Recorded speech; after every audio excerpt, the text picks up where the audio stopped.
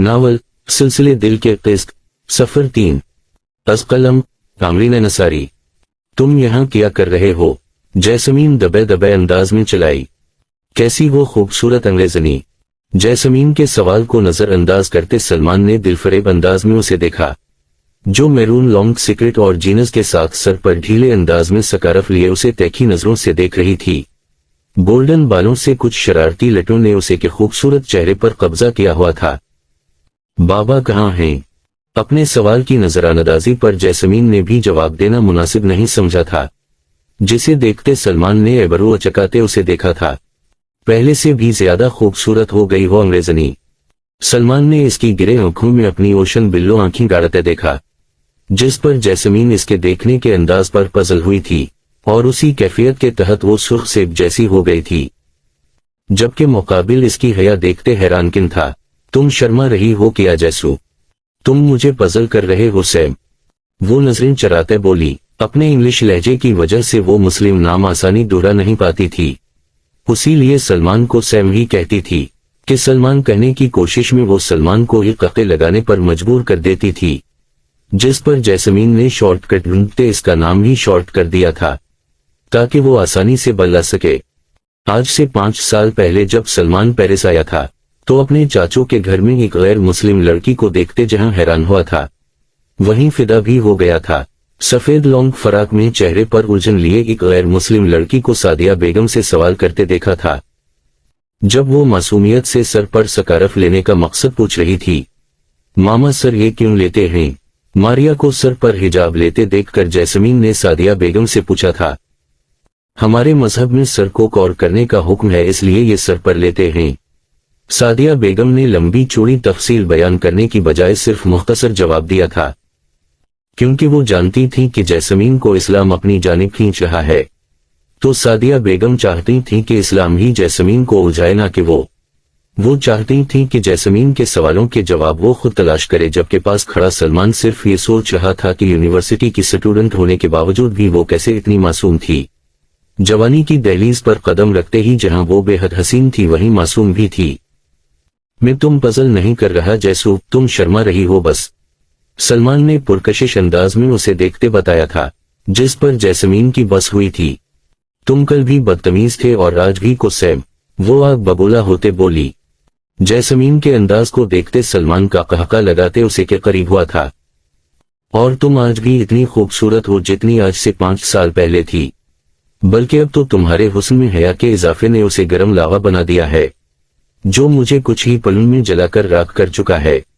झकते हुए जैसमीन के चेहरे पर फूंक मारते वो गहरे अंदाज में बोला, दूर रहो तुम मुझसे नामरहम नामहरम।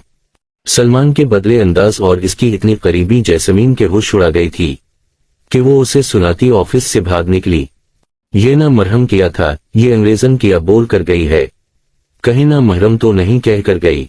रईली जैसमीन का ना महरम याद करते सलमान का छत फाड़ कहका ऑफिस की जीनत बना था। ये तो पहले से भी मजे की हो गई है यार, मजा आएगा। सीटी की शोख धुन बजाते वो ऑफिस से बाहर निकला था ताकि ऑफिस का राउंड ले सके। ऑफिस की छुट्टी के वक्त वो जल्दी से बिल्डिंग से बाहर निकली थी ताकि इस बल्ला से दूर रह सके।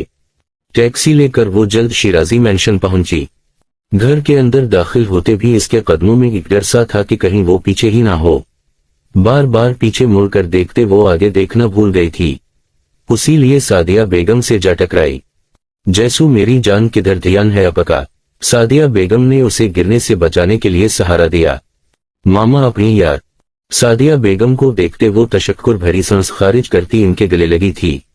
सादिया बेगम इसकी हकीकी मां तो नहीं थी, लेकिन इसके बावजूद इनकी शफकत में वो सुकून महसूस करती थी जो उसे और कहीं भी महसूस नहीं होता था। क्या बात है मेरा बच्चा, आज इतना क्यों थका है? जैसमीन के बिखरने बाल समेटते इन्होंने मोहब्बत से पूछा, जिस पर जैसमीन ने नम आंखों से इनकी जानिब देखा था। आजकल न जाने क्यों वो इतनी उदास होने लगी थी। 1 हफ्ता किधर थी आप? जैसमीन के कंधे से बैग उतारते इन्होंने टेबल पर रखा और इसका हाथ थाम कर वो उसे लाउंज में पड़े सोफे की जानिब लेकर बढ़े, जहां सादिया बेगम के बैठते ही वो इनकी गोद में सर रखकर लेट गई थी। मामा आजकल कुछ अच्छा नहीं लग रहा, पता नहीं क्यों, उदास लहजे में कहती वो सादिया बेगम को इंतहाई मासूम बची लगी थी। जिसे अपनी उदासी की वजह खुद भी मालूम नहीं थी। लेकिन सादिया बेगम अच्छे से जानती थीं, बचपन से अब तक वो तन्हा जिंदगी गुजारती आई थी। इतना कहने के बावजूद भी वो शिराजी मेंशन में शिफ्ट नहीं हुई थी, क्योंकि वो उन पर बोझ नहीं बनना चाहती थी। इसे डर था कि वो उन लोगों की शफकत पर बोझ बनते कहीं इनकी मोहब्बत खो ना दे। लेकिन अब सादिया बेगम को इसका अकेला रहना ठीक नहीं लग रहा था, क्योंकि अगर वो ऐसे ही मजीद अकेले रहती तो ज़हनी बीमार हो सकती थी। उसीलिए इन्होंने एक फैसला किया था। सादिया बेगम ने एक नजर अपनी गोद में उसे देखा, जहां वो चेहरे पर जहां भर ही मासूमियत सजाए गहरी नींद में चली गई थी। और ये इस बात का वाज़ेह सबूत था कि वो पिछली कितनी रातों से नहीं सोई, और अब कुछ वक्त में वो सो चुकी थी। सादिया बेगम ने झकते हुए इसके माथे को चूमा, मोहब्बत से इसके गोल्डन बाल सुहलाते वो मुसलसल इसके खूबसूरत चेहरे की जानिब देख रही थीं कि उसी वक्त लाउंज में सलमान शिराजी ने कदम रखा था। सामने ही अपनी चची की गोद में इनकी अंग्रेजनी बेटी को देखकर इसके होंठ और शैब में हिले थे। चची जान, अब की अंग्रेजनी बेटी मुझसे छपती छुपाती आई है। सादिया बेगम के पास बैठते सलमान ने सरगोशी में इन्हें बताया था, जिस पर सादिया बेगम ने मुस्कुराहट दबाई थी कि वो दोनों की ये लड़ाई शुरू से जानती थीं। इससे पहले सादिया बेगम उसे कोई जवाब दे पाती, बाहर से किसी मर्द की आवाज सुनाई दी थी, जो यकीनन बराक ही था। बराक की आवाज सुनते ही सलमान ने एक झटके में सादिया बेगम की गोद से जैसमीन के वजूद को अपनी गोद में उठाया था, जिस पर सादिया बेगम ने मानी खेजी से उसे देखा।